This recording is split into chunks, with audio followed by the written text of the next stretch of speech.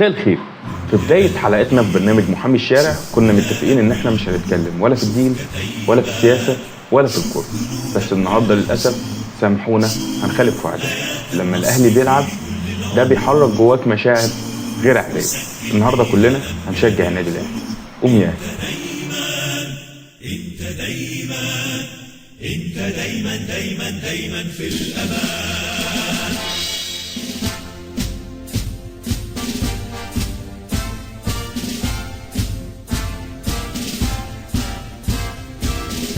قوم يا أهلي، شوف ولادك والجنود، شوف كتايبك، شوف جنودك والحشود.